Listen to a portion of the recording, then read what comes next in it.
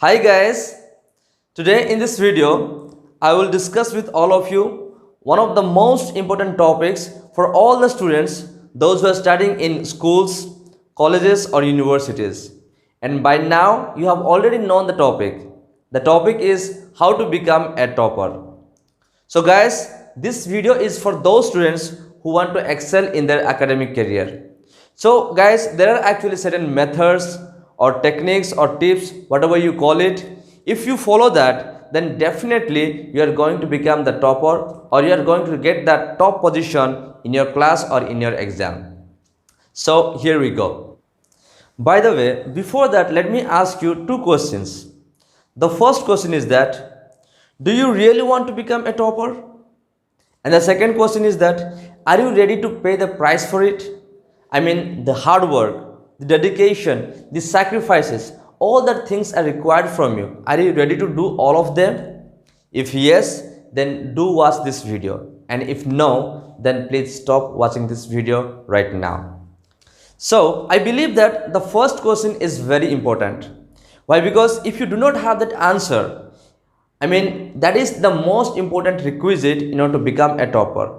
If you do not have that willingness, that longing or that craving to become a topper, then you can never become a topper. So if you want to ask this question to any of the toppers that you meet or that you talk to, then they all will tell you that they all wanted to become the best in their class or in their exam.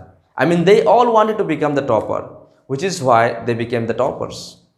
So you need to first have that willingness or that longing, that desire or that craving to become a topper. That is the first important requisite. So here we go. So guys, there are actually 7 methods by following which you can definitely become a topper. So these are the methods many of my friends and many other students have followed, which I myself have witnessed. And I believe strongly that if you follow these methods, then definitely you are going to become the topper. There is no one who can hold you back to become to get that top position in your exam or in your class. So if you follow that diligently and religiously, then you are definitely going to become the topper. There is no question about it. So the first method is you need to have subject specific notes. So how it is going to help you? It's going to help you massively. Why? Because when you are preparing for your exam, if you have subject specific notes, then that will make your preparation more systematic and organized. It will actually prevent you to waste your time. You will be more confused if you write everything in one single note copy.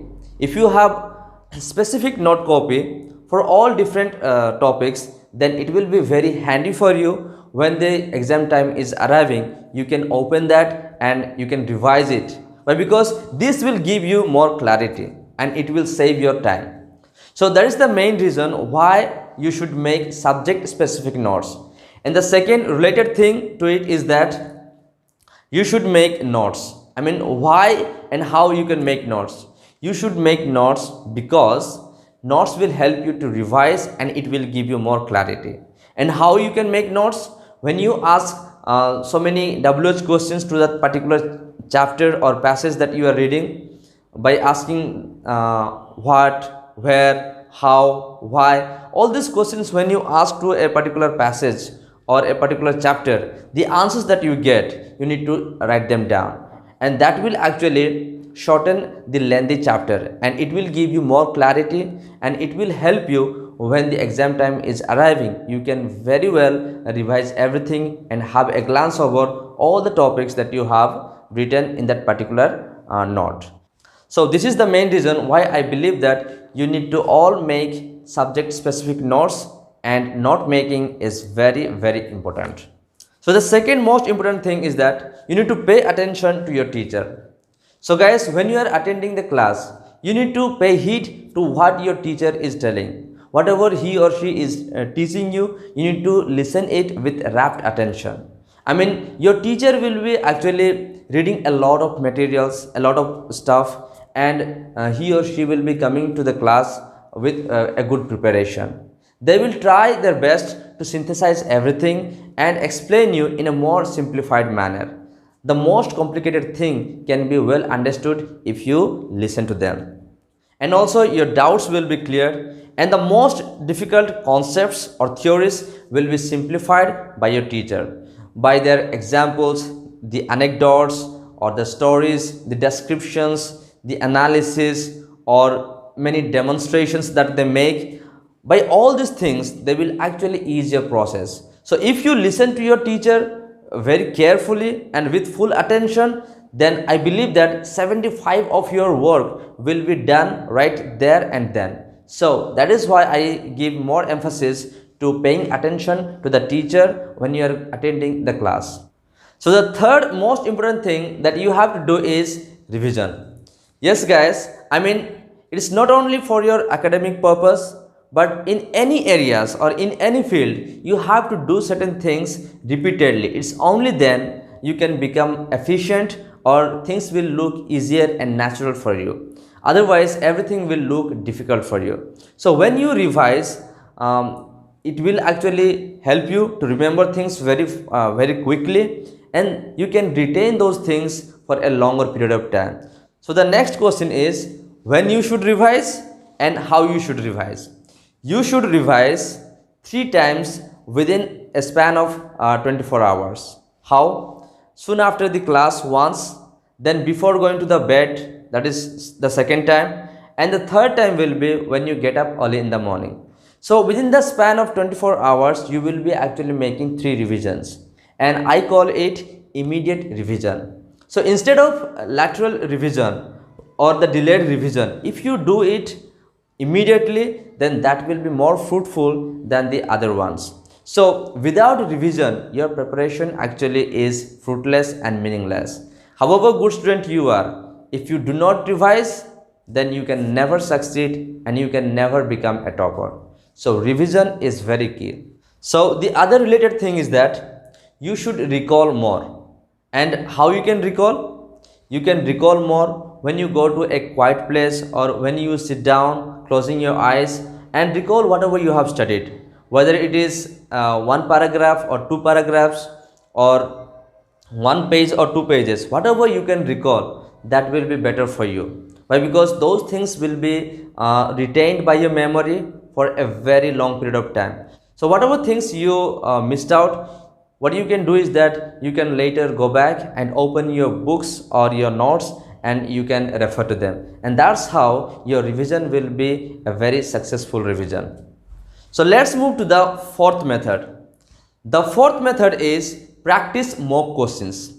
So guys, the more you solve questions, the better your confidence will be. Actually solving questions will help you to assess where you stand.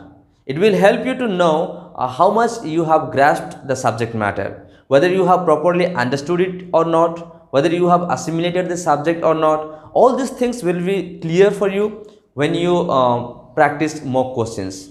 You can also do another thing, that is you can solve the previous year question papers, and by doing so what it will benefit you is that some of the times what happens is that some questions get repeated. So if you have practiced previous year question papers, or if you have practiced from question bank, then that will actually build your confidence, and I tell you, you will be a happy student to sit for the exam and you will definitely come out with flying colors.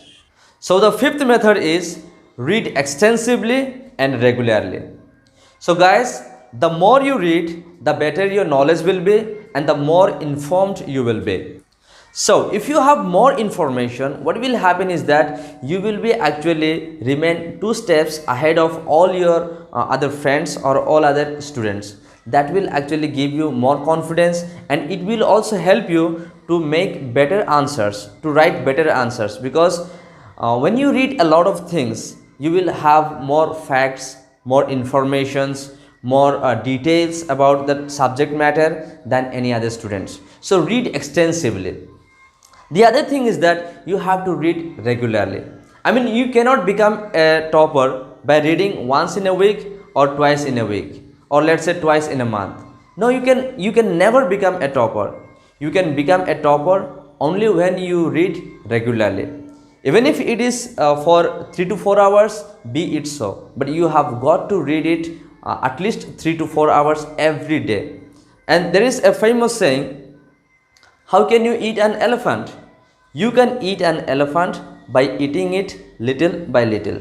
Similarly, you can finish your syllabus, you can cover your subject by reading it every day little by little. So if you can read regularly, then I tell you, your process will be very easy one, and you will have a smooth ride, and you will have a smooth preparation for your exam than all other students. So that will give you more confidence. Why? Because you have covered the syllabus or your subject matter 3 to 4 times. So read extensively and read regularly. The sixth and the most important method of all the methods I said is presentation. Yes guys, if you have presented your answer sheet very poorly, I mean if it is not presented well, then how can you expect that you will get good marks? You will never get good marks. However good a student you might be, or however correct you must have written, if you have poorly presented, I mean if there is many cuts, overwriting, and if the handwriting is not legible, if the examiner finds it very difficult to read it, then your answer sheet or your paper will actually not be valued the way you want. It will not get good marks. So it's like, if you have a poor handwriting, will you ever like to show it to your friend? No, you will never like. Why? Because you yourself dislike it, and you think that your friend will dislike it. Then how come you believe and you assume that your examiner will like it? So you have to first have a good handwriting.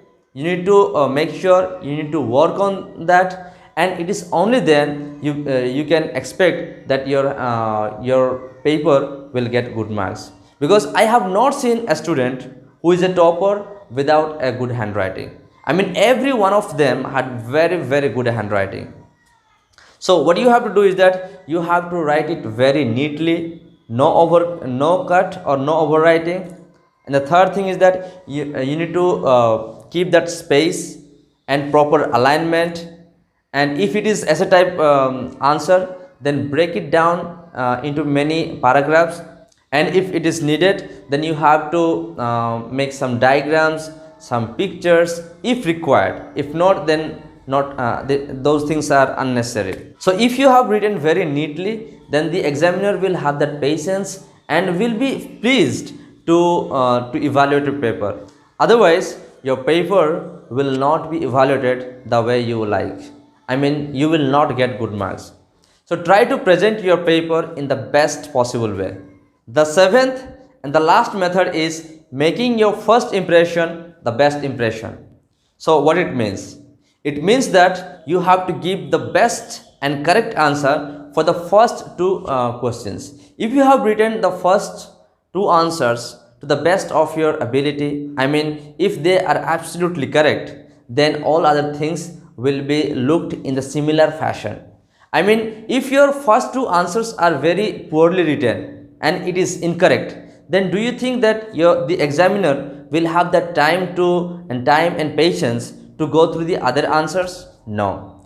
Most of the examiners, what they do is that they first evaluate, they first look at the first answer and the second answer, and even in that what they do is that they first look at the first paragraph and the second paragraph, and they assume that this student is a good student or bad student, and accordingly they give you mark.